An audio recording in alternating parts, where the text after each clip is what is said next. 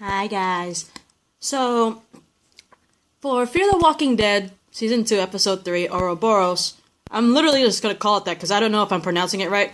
But anyway, I did record a part 2 and a part 3. So I technically finished recording. I was going to upload part 2 last night, but I was falling asleep, so I decided to do it the next morning and then record for Episode 4, which I believe is titled, hang on, wait. What the hell is the title of that one? Episode 4, titled Blood in the Streets. But when I went back to my phone to look for part 2 and 3, the videos were like blank. And I kept getting this error message saying, I can't view my videos. And I was like, it's happening! But anyway, I'm gonna try to attempt to re-record part 2 and most likely part 3 of this episode 3 and upload it ASAP. Because I really want to get these, Fear the Walking Dead episodes out of the way. I really do. So, let's start! Yes! Anyway, back on the shore, Daniel tells the kids, you guys can gather whatever stuff you want from these luggages, whatever clothes, whatever supplies. As long as you stay in my peripheral vision. I don't want you guys walking out and all of a sudden you're just gone, right? I don't blame him. He's the technical adult in this, so of course he's responsible for all 3 of these kids. And while that happens, freaking Chris, being Chris, separates himself from the group and pretty much ventures inland like a dumbass. While Nick, he's all rummaging through suitcases, he finds a knife, he's like, ooh, cool, and he pockets it, which, I don't know, something about Nick rubs me off. From the beginning, I don't know, he just seemed highly odd. I don't know what it is, something about him. But anyway, Chris, who separated himself from the group and ventured inland, he discovers a part of a wrecked plane hull, like the hull of a plane, all wrecked and shit, and he enters the cabin. He sees an infected who's, strapped in and all that stuff, and has, a mask, I think, on him. And he starts taunting it, and it's like, dude, I know that he's a walker now, but respect the damn dead. I know that they could kill you by eating you and shit, but respect it a little bit. That used to be a person. You ass, right? Stop, Odie. Anyway, he taunts it and then later on just bludgeons the crap out of it with a metal scrap. And ironically enough, in a nearby row where that infected and Chris were, a man who actually is still alive wakes up, because apparently he was unconscious or sleeping or something. He wakes up and he very weakly begs for help, right? Of course, he startled the shit out of Chris because he thought everybody in that hole was dead, right? But apparently there's still one alive, which I would freak out too. I'd be like, hello. Anyway, back on the Abigail. Hang on for a sec, guys. Sorry, guys. I saw a very, emotional episode of one of my favorite shows, Bones, and I start crying. But anyway, back on the Abigail, Travis starts scuba diving underwater to work on the water intake. And while he's, going there on the side of the boat, you see Madison watching from above. She could see him, obviously, because you can see the bubbles, going up in the water and the surface, everything. But then she hears a noise, right? And all of a sudden, blood comes out of nowhere, and she starts freaking out, because she's like, oh my god, what happened to Travis, right? But then Michael's little body floats to the surface, and apparently Travis, pulled him out and, plunged a knife in its eye socket, right? Which is so gruesome, and I was like, damn, that's unnecessary. But, I guess he has no choice in that matter. Anyway, where am I? Sure, Chris, Madison, okay. Anyway, at the same time, later on, Madison ends up confronting Strand about his secret plans and demands to know what the hell's in Baja if you're changing plans to go from San Diego to Baja all of a sudden, right? And so Strand pretty much reveals, he has a safe house with food, water, and concrete walls somewhere in Baja. I think Rosarito, Baja, something like that. And he explains, while he does have that safe house with concrete walls and food and water and all that shit, he has very little time to get there, a small window of opportunity. That's why he's been pressuring everyone to hurry the hell up and all that stuff, right? And when she hears about that, she pretty much demands Strand, hang on, how much time do we have? 5 minutes. Okay, we're good. Pretty much demands Strand, pretty much tells him, you have this safe house? Okay, well, I'll agree with your whole going to the safe house. One exception, you take me, Travis, our 3 kids, and you even take Daniel and Ophelia. You take the group with you to that safe house. And so, they come to a little compromise, and while cautious of each other, they cautiously make a pact with each other, which I think is pretty freaking hilarious. Because it's like, that they don't trust each other, but they have no choice at the moment to just, hang on, let me, collect my words. Sorry about that, I was trying to collect my words, but, yeah, despite the fact that they initially don't trust each other at first, Strand and Madison have no choice in the matter.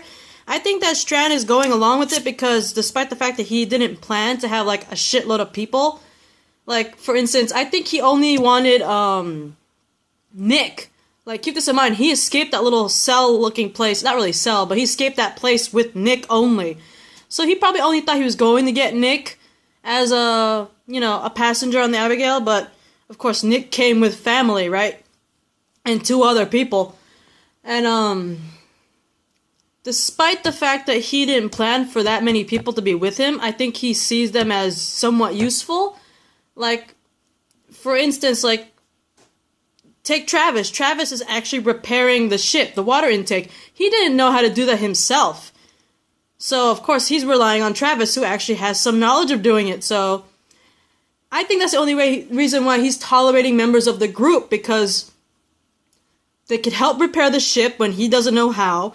They could scavenge for supplies nearby when he doesn't do it himself, because you normally don't even see him leave the Abigail. So, yeah, I think that's the only reason why he's actually tolerating this little truce and makes a pact with Madison, because he thinks that they could have some usefulness to him. You know what I mean? But at the same time, I don't know, I don't trust him. Maybe he might abandon them later on after they've run their usefulness. You know what I mean? And of course, because he's so secretive and sketchy, Madison and the others don't trust him either.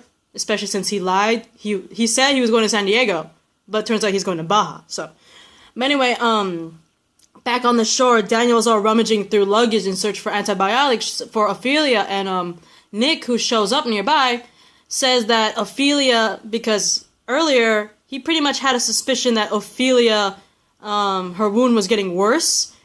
He might have also had a suspicion that she might have ran out of antibiotics. So Nick goes near Daniel and pretty much tells Ophelia, she needs amoxicillin and oxycodone, or something similar. So it's like, I'm not gonna lie to you, I know he was a druggie, but his knowledge on drugs, even though the reason why he has those knowledge is because he's a druggie, he could use his knowledge on drugs for such better reasons. You know what I mean? He could kind of be like a medical dude now in this apocalypse, you know what I mean? Because he has a very vast amount of knowledge of drugs, you know what I mean? And obviously because he's a druggie himself, he knows what drugs to take and all that stuff. But he could use his knowledge of drugs for the greater good. He could be kind of like the medical person in this group in the apocalypse, I'm just saying. But anyway, during that whole thing, Daniel actually notices that Chris is actually missing and goes to find him.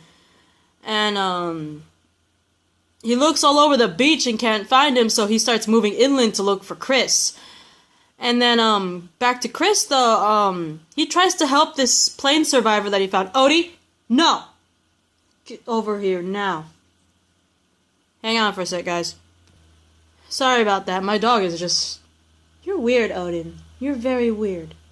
You know that? Anyway, Chris is trying to help this plane survivor. I'm surprised someone actually lived, because remember in the beginning of the episode, the only survivors we actually saw were the ones that were on that little raft. In the beginning, there were 5 of them, right? There were 3 of them on the raft, and then there was Alex who got Jake, and those 3 that were on the raft got Jake and Alex on board.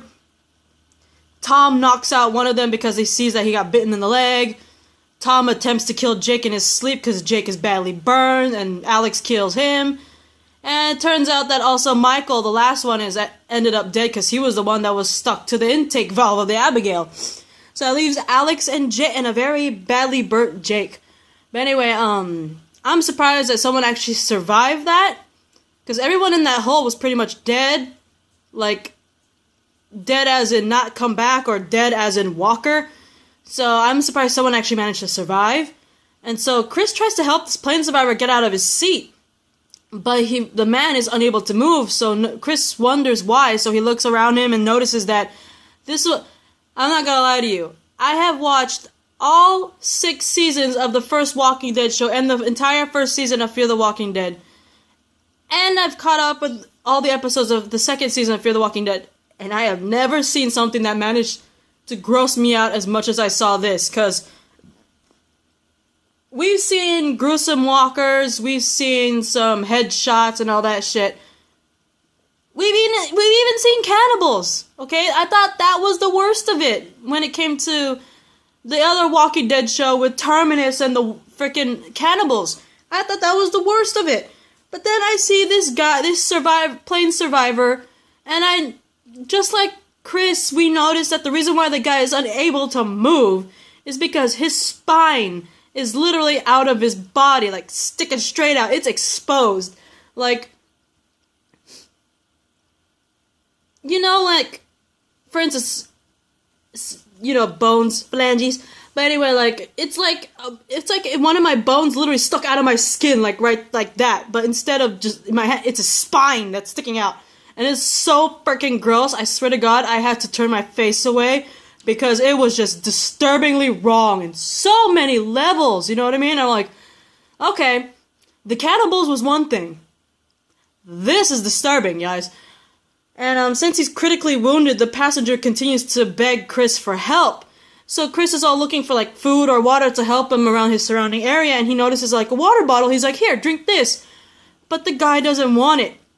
And then that's when Chris, and pretty much a good chunk of the viewers pretty much can figure out, the guy is begging for help, but he refuses to get food or water, which means the man, he wants to die. He's begging for help. He's begging Chris to help him die, basically, because he's suffering. He wants to die. He's asking Chris to put him out of his misery, because the guy knows that the wound is very fatal, and he's not going to survive it. That's the reason why the passenger is asking Chris for help. He's asking Chris to put him out of his misery. And so Chris pretty much abides that guy's wishes, because he's like, okay, give me a sec, guys.